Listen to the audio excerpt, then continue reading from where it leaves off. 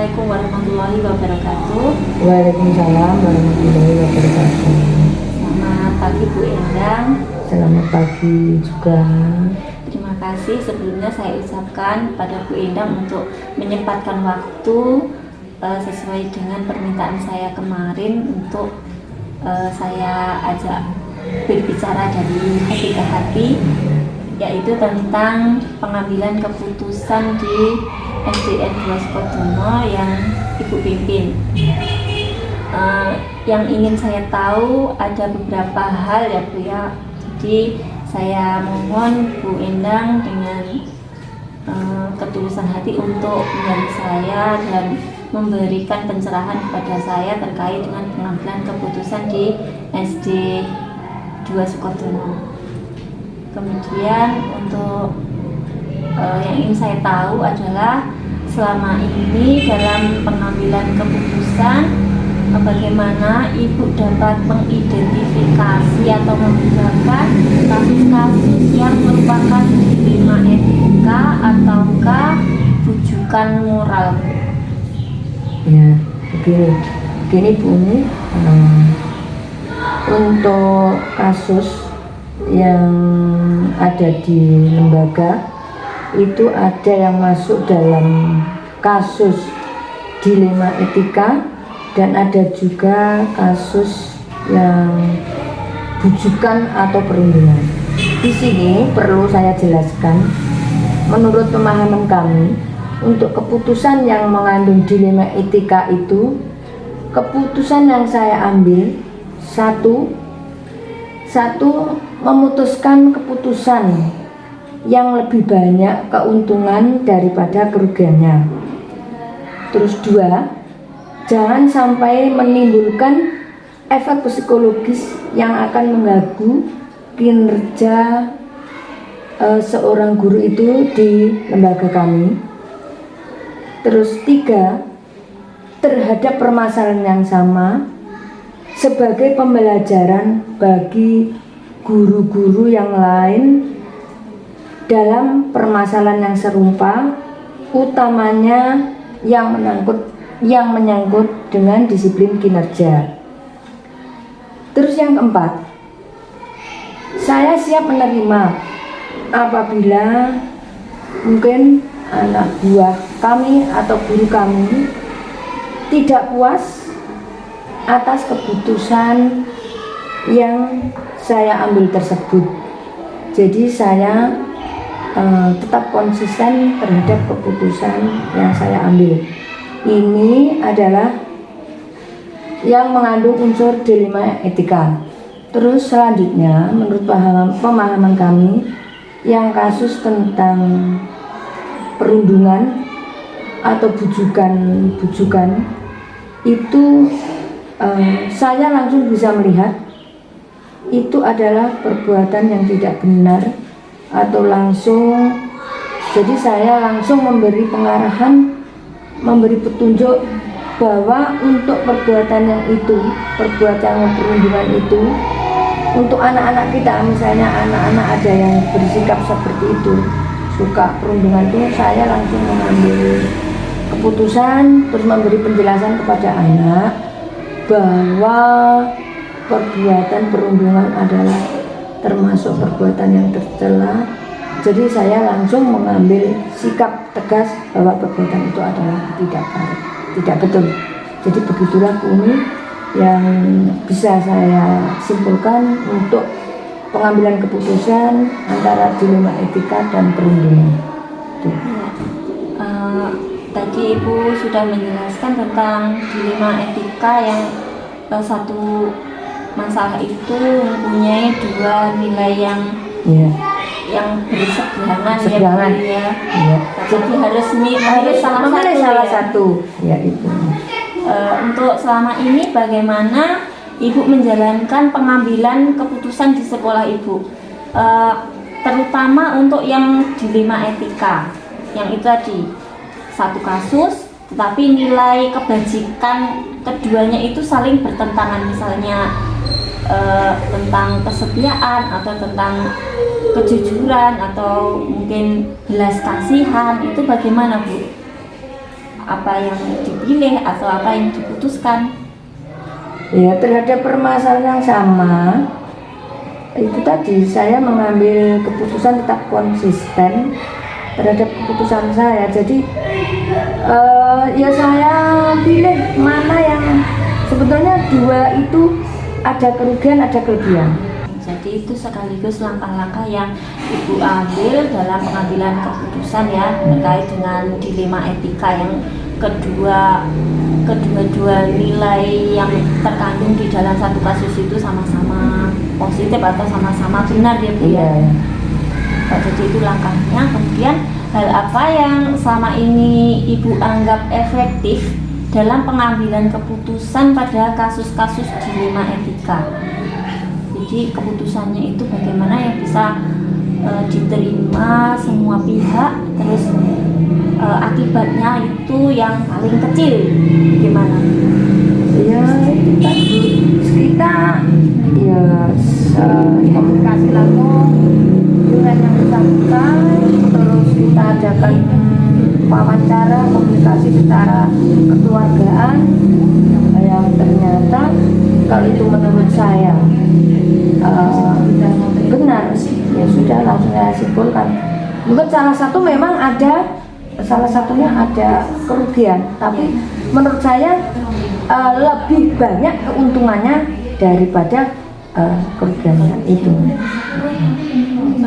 Bu, kemudian selama mengambil keputusan yang sudah banyak ya Bu ambil, itu ada tantangan apa tidak Bu? Contohnya apa ya? Menurut saya banyak tantangannya. Itu tadi kan yang contoh yang kasus antara Bu Willa. Sekarang yang contoh lagi, contoh ada tantangan itu gini. Ini misalnya kasus lain. Misal ini hanya contoh saja. Ada seorang guru misalnya. Saya sudah berkali-kali pada waktu rapat memberikan penjelasan tentang kegiatan indisipliner misalnya. Sudah saya kasih penjelasan tentang itu saja yang mudah itu berkali-kali diingatkan. Misalnya seorang guru ini misal harus disiplin waktu, berangkat tepat waktu.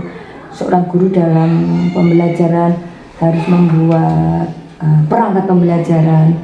Tapi ya mungkin itu ada yang salah satunya kurang.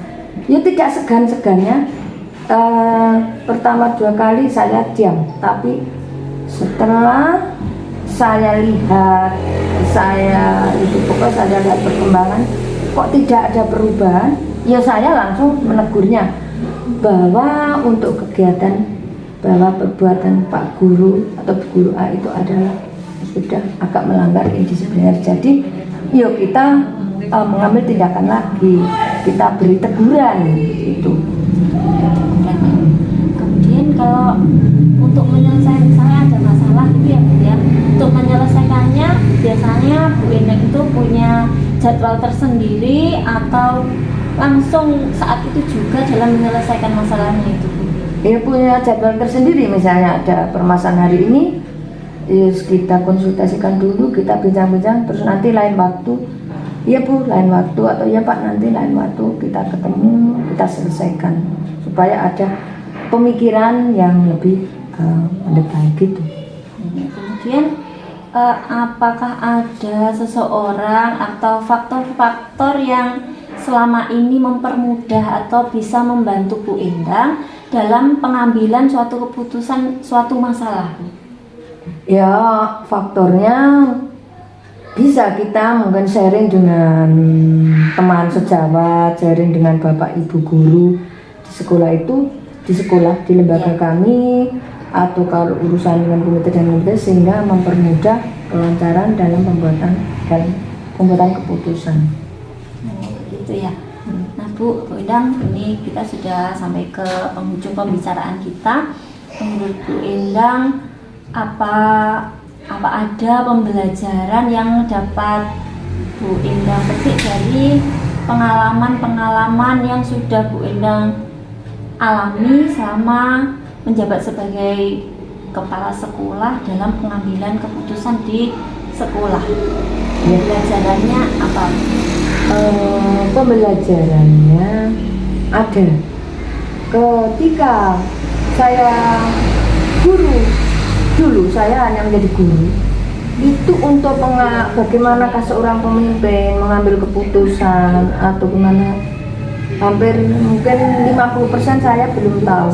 Tapi setelah saya menjadi kepala sekolah dan sebelumnya waktu itu sudah didiklat dengan diklat calon kepala sekolah itu yang akhirnya menjadi calon kepala sekolah, di sanalah saya digembleng bagaimana jadi seorang kepala sekolah atau dari seorang pemimpin yang nantinya bisa melaksanakan kegiatan di lapangan atau di lembaga sekolah. Itu. Jadi begitu ya Bu. Mungkin dari pengalaman-pengalaman yang Bu Endang tadi sampaikan, banyak sekali pengalaman itu nantinya bisa menjadi bekal untuk saya sendiri dalam nantinya mungkin bila menghadapi suatu masalah, saya pun akan berpikiran yang seperti itu juga itu ya. Yes, ada akan mudah-mudahan Bu Umi pasti bisa. Yang namanya ya kita akan belajar. Dulu belum bisa karena belajar, karena adanya diklat-diklat. Terus sekarang sudah teknologi canggih, zaman digitalisasi, dengan kita banyak membaca di internet atau di informasi di Google itu, insya Allah pasti bisa, ini pasti bisa. Terima kasih Bu atas supportnya. Kemudian saya ucapkan terima kasih untuk kesempatan hari ini. Terima kasih banyak sudah meluangkan waktu. Ya, sama-sama. Mudah-mudahan sukses berhasil lulus jadi calon guru penggerak, yang akhirnya lulus jadi guru penggerak. Terima kasih. Ya, dan Assalamualaikum. Ya.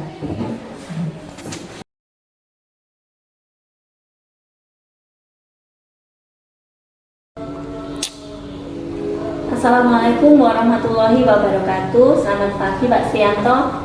Waalaikumsalam warahmatullahi wabarakatuh. Selamat pagi Bumi, yang bisa saya bantu. Terima kasih Pak. Di sini saya ingin mohon bantuan kepada Pak Sianto sesuai dengan apa yang saya mohon kemarin, meluangkan sedikit waktunya di tengah kesibukan yang Pak Sianto jalani sebagai Kepala SDN 1 Sukodono.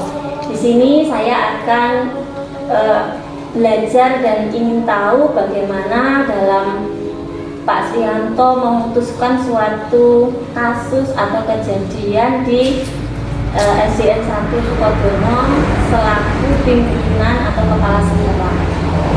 Kemudian yang ingin saya tahu yang pertama adalah ini Pak, bagaimana Bapak dalam mengidentifikasi kasus-kasus yang mana yang termasuk dilema etika, yang mana yang termasuk rujukan moral, di mana dilema etika itu adalah suatu kasus di mana kita memutuskan dua nilai yang berseberangan yang itu sama-sama baiknya.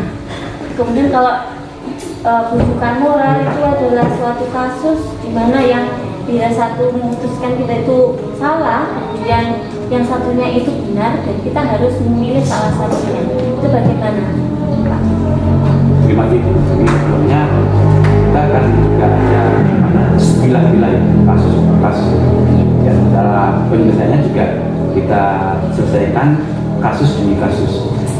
Misalnya ada yang Bu Umi sampaikan tadi bahwa ada rujukan moral ya. Iya. Rujukan moral, terus kemudian ada yang dilema etika. Itu kita pilah-pilah juga. Sudah diidentifikasi di dalam buku catatan khusus ya, namanya buku kejadian lembaga. Itu baik dari lembaga dari itu rekan-rekan PTK maupun anak didik itu sudah ada yang mengarah ke sana.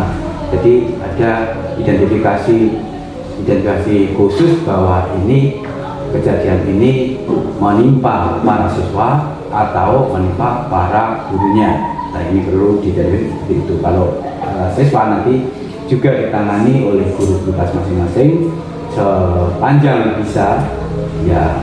Alhamdulillah. Namun ada beberapa kasus yang perlu bantuan dari kami pimpinan sekolah ya harus turun tangan. Tapi kaitan dengan ya namanya penelitian kasus etika ya, etika moral itu nanti memang ada terjadi dan akan terjadi. Kami pun sempat untuk berusaha menyelesaikan sampai itu. Dan masih ada pula sampai saat ini pun kasus seperti itu ada. Mungkin di negara lain pun ada juga.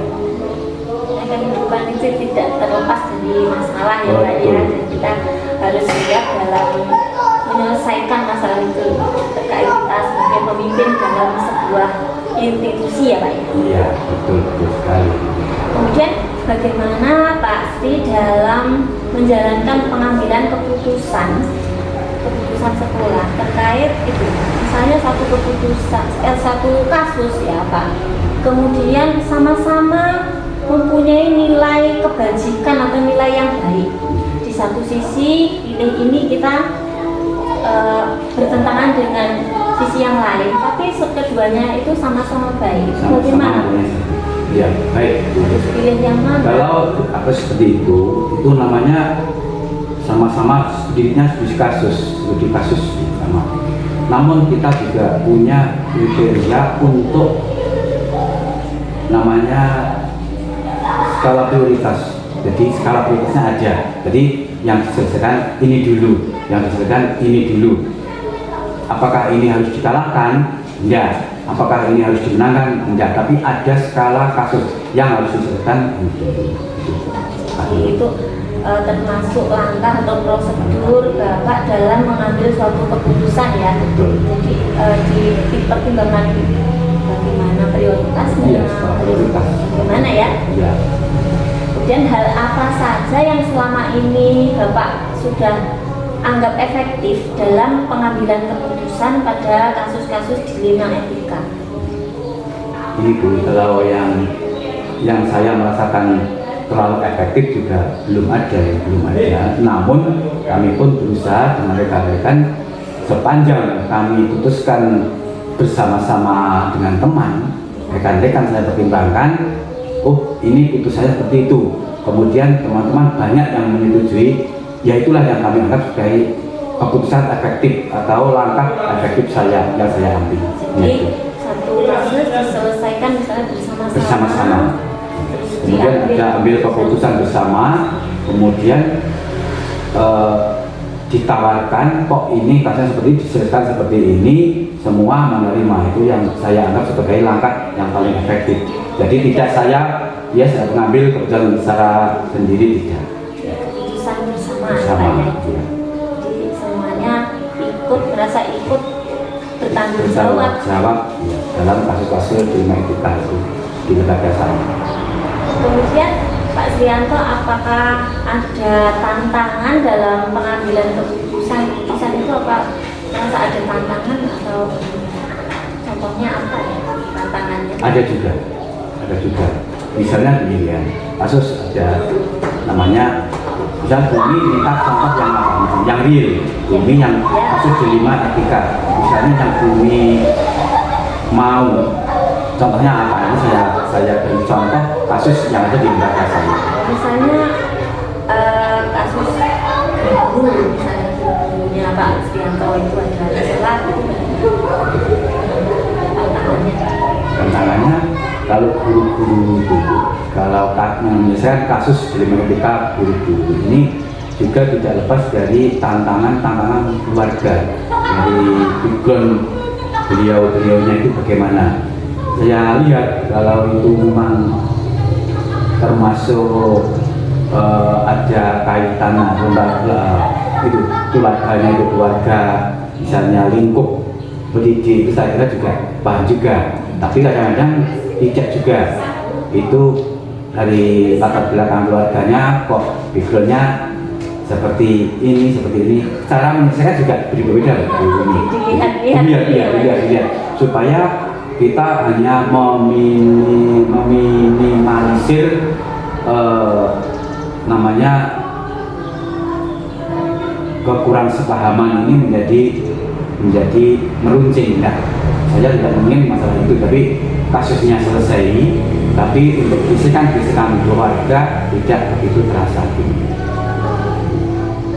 Pak Srianto, dalam pengambilan keputusan suatu masalah itu biasanya Pak Srianto itu apakah menentukan jadwal untuk menyelesaikannya bersama-sama, atau pada saat ada masalah Pak Srianto bisa menyelesaikan saat itu juga?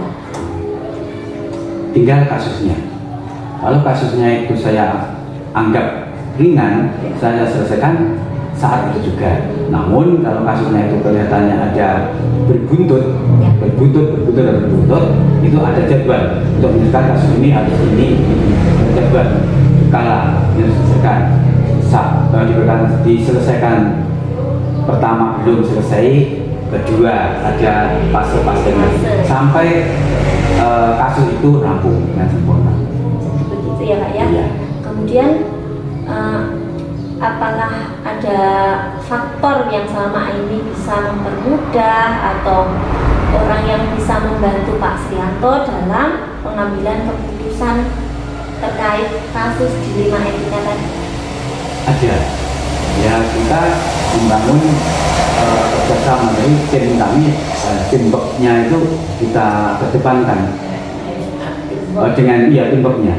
Dengan demikian saya tidak merasa terlalu berat untuk menyelesaikan satu kasus yang menimpa baik siswa maupun guru.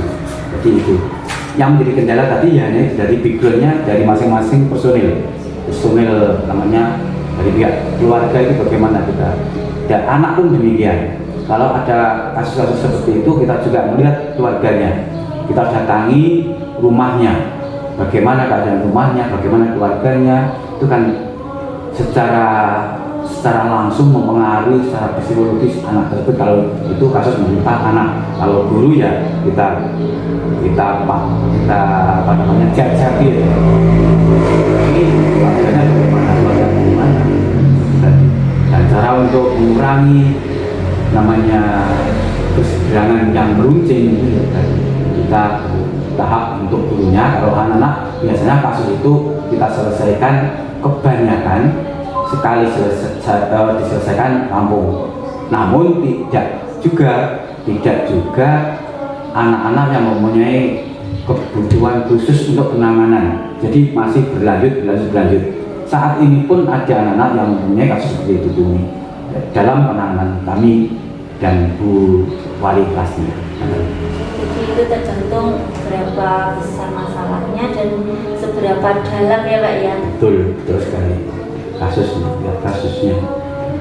Ya, Pak Srianto, kita sudah ada di penghujung pembicaraan kita ya Pak. Menurut Pak Srianto, pembelajaran apa yang Pak Srianto bisa petik dari pemahaman dalam pengambilan keputusan yang selama ini Pak Srianto lakukan terkait di 5 etika? Masalah pengambilan keputusan itu yang memang hikmahnya kita petik. Memang kita itu tidak super power, kita ini super power, tidak punya kemampuan yang luar biasa kemudian bisa melaksanakan sesuatu dengan mandirinya. Tetap teamwork, kita mengedepankan pada kerjasama. Jadi apapun kasus yang menimpa pada lembaga kami, kalau kami merasa berat itu sebenarnya kesalahan pada kami dan saya sebenarnya jadi akan mengedepankan teamwork dalam suatu pemecahan masalah di institusi dan diselesaikan sendiri, tapi semuanya ikut andil ya. Betul. Ya memang ada beberapa poin yang memang itu porsi saya sebagai kepala sekolah, ada yang tidak boleh masuk ke ranah saya, ada, tapi itu sedikit sekali kasusnya. Kasus itu misalnya kasus-kasus yang sangat pribadi, jadi harus saya selesaikan dengan secara pribadi. Ya, tidak boleh ada pihak ketiga yang masuk pada ranah kami. Pak Srianto, terima kasih saya ucapkan untuk waktu yang sangat berharga ini. Saya bisa belajar banyak dari Pak Srianto dalam pengambilan keputusan. Semoga untuk kedepannya saya bisa mengambil manfaat, mengambil pelajaran dalam saya kedepannya mengambil keputusan dalam masalah-masalah yang saya hadapi. Ya, insya Allah gitu Bumi. Jadi itu saya kira ya sedikit pengalaman saya mungkin bisa untuk panjenengan sebagai pedoman nanti, dan mudah-mudahan selalu sukses Bumi ke depannya. Terima kasih doanya Pak. Amin. Amin. Sekian pertemuan kita pada hari ini, bisa kita lanjutkan di pertemuan-pertemuan yang lain di suasana yang berbeda. Terima kasih, saya mohon undur diri. Wassalamualaikum warahmatullahi wabarakatuh. Waalaikumsalam warahmatullahi wabarakatuh. Terima kasih Pak Sianto. Nggih, Bumi, nggih, selamat, sukses nggih.